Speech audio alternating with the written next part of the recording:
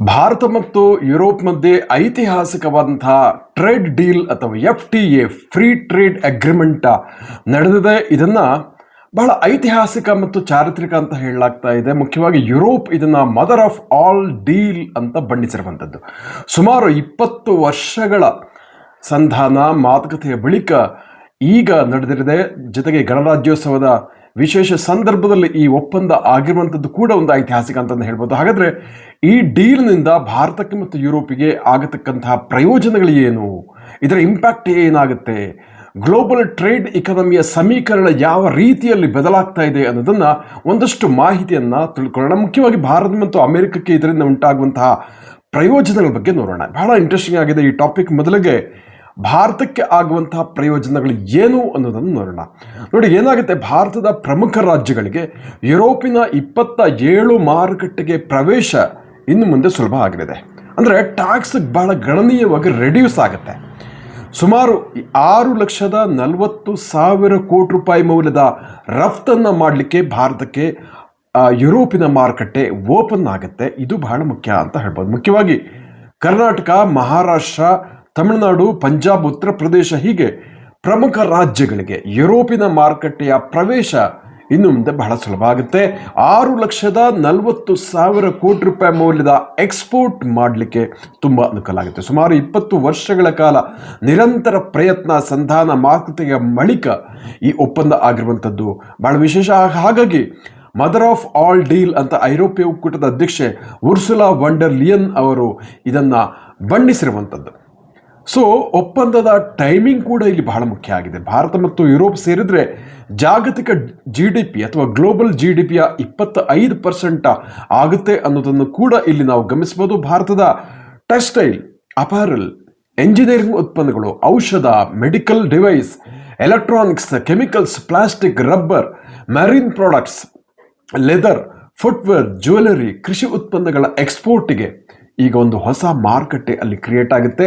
ಮುಖ್ಯವಾಗಿ ಟೆಕ್ಸ್ಟೈಲ್ ರಫ್ತಿಗೆ ಶೂನ್ಯ ಸುಂಕದ ಲಾಭ ಸಿಗಲಿದೆ. ಅದೇ ರೀತಿ ಲೆದರ್ ರಫ್ತಿಗೂ ಕೂಡ ಯಾವುದೇ ಸುಂಕ ಇರಲ್ಲ ಅನ್ನುವಂಥದ್ದು ಗಮನಿಸಬಹುದು. ಹಾಗಾದ್ರೆ ಯುರೋಪಿಗೆ ಏನು ಪ್ರಯೋಜನ ಆಗುತ್ತೆ ನೋಡಿ. ಯುರೋಪು ಮೊದಲೇ ಹೇಳಿದಂತೆ ಒಂದು ಆಟೋಮೊಬೈಲ್ಸ್ ಇಂಡಸ್ಟ್ರಿಯಲ್ಲಿ ಬಹಳ ಮುಂದುವರಿಯುವಂಥದ್ದು. ಅನೇಕ ಪ್ರಮುಖ ಆಟೋಮೊಬೈಲ್ ಕಂಪನಿಗಳು ಯುರೋಪಿನಲ್ಲಿದೆ. ಹೀಗಾಗಿ ಯುರೋಪಿನ ಆಟೋಮೊಬೈಲ್ ಕಂಪನಿಗಳಿಗೆ ಭಾರತದ ಮಾರುಕಟ್ಟೆ ಈಸಿ ಆಗುತ್ತೆ, ಓಪನ್ ಆಗುತ್ತೆ. ಇದುವರೆಗೆ ಏನಾಗುತ್ತೆ ಅಂದರೆ ಸುಮಾರು 110%ಗೂ ಹೆಚ್ಚು ಟ್ಯಾಕ್ಸ್ ಯುರೋಪಿನ ಆಟೋಮೊಬೈಲ್ ಕಂಪನಿಗಳ ಉತ್ಪನ್ನಗಳಿಗೆ, ಅಂದರೆ ಕಾರ್ ಇರ್ಬೋದು, SUV ಇರ್ಬೋದು, ಎಲೆಕ್ಟ್ರಿಕ್ ವೆಹಿಕಲ್ಗಳು ಇರ್ಬೋದು, ಇದಕ್ಕೆ ಬರ್ತಾ ಇತ್ತು. ಆದರೆ ಇನ್ನು ಮುಂದೆ ಏನಾಗುತ್ತೆ ಅಂದರೆ ಆ 110% ಟ್ಯಾಕ್ಸ್ ಕ್ರಮೇಣ 40% ಮತ್ತು 10% ತನಕ ಇಳಿಕೆ ಆಗುವಂಥ ಚಾನ್ಸಸ್ ಇದೆ. ಹಾಗಾಗಿ ಭಾರತದ ಆಟೋಮೊಬೈಲ್ ಇಂಡಸ್ಟ್ರಿಯಲ್ಲಿ ಮತ್ತಷ್ಟು ಸ್ಪರ್ಧಾತ್ಮಕತೆ ಉಂಟಾಗಲಿದೆ. ಜೊತೆಗೆ ಯುರೋಪಿನ ಆಟೋಮೊಬೈಲ್ ಕಂಪನಿಗಳಿಗೆ ಇದರ ಪ್ರಯೋಜನ ಆಗುತ್ತೆ ಅಂತ ಹೇಳಲಾಗ್ತಾ ಇದೆ.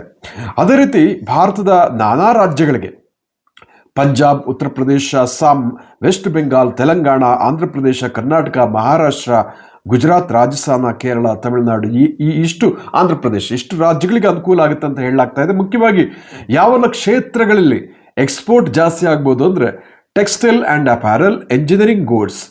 ಕರ್ನಾಟಕದಲ್ಲಿ ಬಹಳ ದೊಡ್ಡ ಇಂಡಸ್ಟ್ರಿ ಇದೆ, ಎಂಜಿನಿಯರಿಂಗ್ ಗೂಡ್ಸ್ ಎಕ್ಸ್ಪೋರ್ಟ್ ಆಗ್ತಾ ಇದೆ.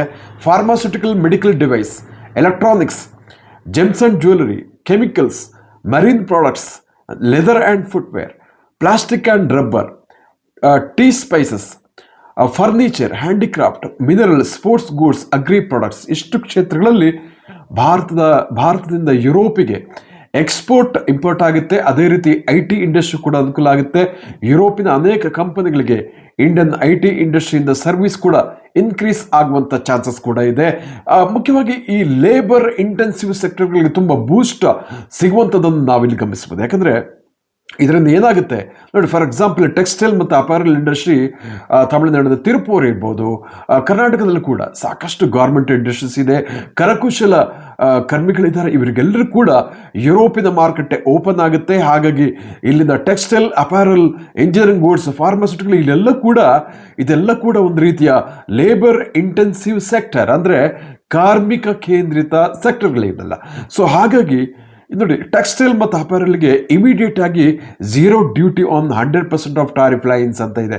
ಸೊ ಅಂದರೆ ಶೂನ್ಯಕ್ಕೆ ತೆರಿಗೆ ಎಕ್ಸ್ಪೋರ್ಟ್ ಮಾಡುವಾಗಂತ ಆ ಒಂದು ಲಾಭ ಸಿಗುವಂಥದ್ದು. ಸೊ ಅದೇ ರೀತಿ ಲೆದರ್ ಆ್ಯಂಡ್ ಫುಟ್ವೇರ್ ಇಲ್ಲೂ ಕೂಡ ಟಾರಿಫ್ ಅಥವಾ ಸುಂಕ ಏನಾಗುತ್ತೆ 17%ದಿಂದ 0%ಗೆ ಇಳುತ್ತೆ. ಅದೇ ರೀತಿ ಜೆಮ್ಸ್ ಆ್ಯಂಡ್ ಜ್ಯುವೆಲರ್ಸ್ ಇಲ್ಲೂ ಕೂಡ 100% ಡ್ಯೂಟಿ ಫ್ರೀ ಆಸೆಸ್ ಸಿಗುವಂಥ ಚಾನ್ಸಸ್ ಇದೆ. ಇದು ಖಂಡಿತವಾಗಿ ಕೂಡ ಗುಜರಾತ್, ರಾಜಸ್ಥಾನ್, ಮಹಾರಾಷ್ಟ್ರ, ವೆಸ್ಟ್ ಬೆಂಗಾಲ್ಗೆ ಇದರಿಂದ ಪ್ರಯೋಜನ ಆಗುತ್ತೆ. ಅದೇ ರೀತಿ ಇಂಜಿನಿಯರಿಂಗ್ ಆ್ಯಂಡ್ ಮ್ಯಾನುಫ್ಯಾಕ್ಚರಿಂಗ್, ಸೊ ಇಲ್ಲೂ ಕೂಡ ಐರೋಪ್ಯ ಇಂಡಸ್ಟ್ರಿಯಲ್ ಮಾರ್ಕೆಟ್ ಅಸೆಸ್ ಸಿಗೋದ್ರಿಂದ ಕರ್ನಾಟಕ, ಗುಜರಾತ್, ಆಂಧ್ರ ಪ್ರದೇಶ, ತಮಿಳುನಾಡು ರೀಜನ್ಗೆ ತುಂಬ ಬೆನಿಫಿಟ್ ಆಗುತ್ತೆ. ಒಟ್ಟಾರೆಯಾಗಿ ಈ ಟಾರಿಫ್ ಕಡಿತ ಆಗೋದ್ರಿಂದ ಭಾರತದ ಕೈಗಾರಿಕೆಗಳಿಗೆ, ಕಾರ್ಮಿಕ ಕೇಂದ್ರಿತ ವಲಯಗಳಿಗೆ ಸಾಕಷ್ಟು ಅನುಕೂಲ ಆಗುತ್ತೆ ಅಂತ ಹೇಳಲಾಗ್ತಾ ಇದೆ. ಹಾಗಾಗಿ ಜೊತೆಗೆ ಇಲ್ಲಿ ಮತ್ತೊಂದು ಅಂಶವನ್ನು ಗಮನಿಸಬೇಕು. ಅಮೆರಿಕ ಅಧ್ಯಕ್ಷ ಡೊನಾಲ್ಡ್ ಟ್ರಂಪ್ ಅವರು ನಡೆಸ್ತಾ ಇರುವಂತಹ ಈ ಟಾರಿಫ್ ವಾರದಿಂದ ಯುರೋಪ್ ಕೂಡ ಕಂಗಾಲಾಗಿದೆ. ಹಾಗಾಗಿ ಯುರೋಪಿಗೆ ಭಾರತದ ಮಾರುಕಟ್ಟೆ ನಿರ್ಣಾಯಕ ಆಗುತ್ತೆ. At the same time Donald Trump ಏನು ಹೇಳ್ತಾ ಇದ್ದಾರೆ, ರಷ್ಯಾ ಆಯಿಲನ್ನು ಭಾರತ ಬೈ ಮಾಡಬಾರ್ದು ಅಂತ ಹೇಳ್ತಾ ಇದ್ದಾರೆ. ಅವರ ಆರೋಪ ಏನಂದರೆ ರಷ್ಯಾದಿಂದ ಅಗ್ಗದ ತೈಲ ದರವನ್ನು ಖರೀದಿಸಿ ಯುರೋಪಿಗೆ ಎಕ್ಸ್ಪೋರ್ಟ್ ಮಾಡ್ತಾರೆ ಅಂತ ಟ್ರಂಪ್ ಅವರು ಹೇಳ್ತಾರೆ. ಆದರೆ ಈ ಒಪ್ಪಂದದಿಂದ ಏನಾಗುತ್ತೆ ಅಂದರೆ ಯುರೋಪಿಗೆ ಇಂಡಿಯಾದಿಂದ ಆಯಿಲ್ ಎಕ್ಸ್ಪೋರ್ಟ್ ಕೂಡ ಇನ್ಕ್ರೀಸ್ ಆಗುವಂಥ ಚಾನ್ಸಸ್ ಇದೆ. ಹಾಗಾಗಿ ಟ್ರಂಪಿಗೆ ಒಂದು ದೊಡ್ಡ ಟಕ್ಕರ್ ಕೂಡ ಇಲ್ಲಿ ಸಿಗ್ತಾ ಇದೆ ಅಂತಲೇ ಹೇಳ್ಬೋದು.